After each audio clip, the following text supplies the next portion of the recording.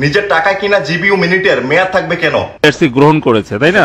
তো এখন আপনি আমি এটা বললাম যে ঘটনা আমি এটা দেখছি। এখন বলেন। এখন প্রশ্ন আছে স্যার, এই যে আমি 4টা কার্ড নিয়ে আসছি বিভিন্ন কোম্পানির, যেখানে লেখা আছে 2 দিন মেয়াদ, 19 টাকায় 2 দিন মেয়াদ।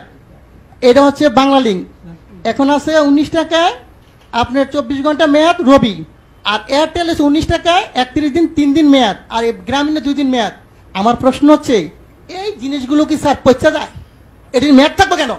আমার প্রশ্ন হচ্ছে মানুষের টাকা আপনি মনে করেন আমরা যদি 20 কোটি লোক হই, যদি 20 টাকা করে ভরি, আর একদিন সবাই কথা বললাম না, কত হাজার কোটি টাকা এই কোম্পানি নিয়ে যাচ্ছে, সিস্টেমের মাধ্যমে নিয়ে যাচ্ছে। এর আগে আমি বলেছিলাম, একটা নিউজে দেখাইছে 17 মিলিয়ন ভিউ হয়েছে।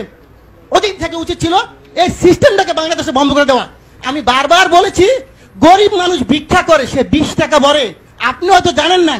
আজকে বললাম সে তার মা মারা গেছে, বাপ মারা গেছে, সে কথা বললো না, তার মানে আমার টাকা চলে যাবে? হয় কেন?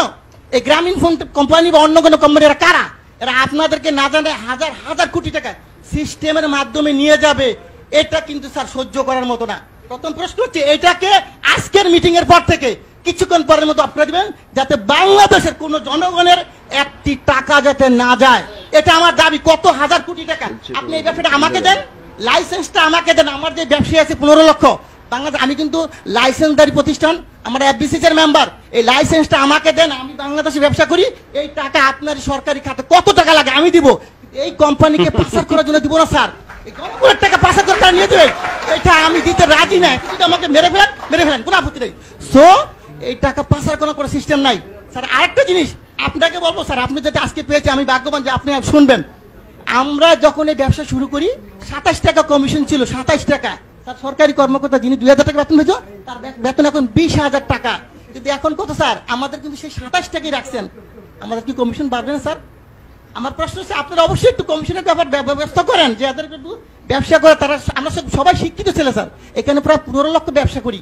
আমরা যারা ব্যবসা করি কোটি কোটি টাকা কামিয়ে দিচ্ছি, আমাদেরকে তো দেখবেন স্যার। আরেকটা কথা, টেলিটক আপনি হয়তো জানেন না। এই টেলিটকের ব্যাপারে আমি একবার বলছিলাম, বিটিআরসির 22 আমি হিন্দু, উনি সম্ভবত আমি জানি না, উনি আমাকে বলে এটা দায়িত্ব তো বাবা আমার না রে ভাই, এটা দায়িত্ব হইলো কার? বিটিআরসি না, টেলিযোগাযোগ। আমি ঠিক আছে, আমি যে স্যারকে পাই বলবো স্যার, আমার আপত্তি স্যার, যদি মাইন্ড না করেন আপনি দায়িত্বটা আমাকে দেন। আমার ব্যবসায়ীরা সবাই মিলে আমরা করি। বাংলাদেশে টেলিটককে কেমনে উড়াইতে হবে আপনি আমাকে সাপোর্ট দেন। আমি বলবো কোন দোকানদার আমাদের দোকান থেকে টেলিটকের সিম কেনার পরও রিচার্জ পাবে, তা হবে।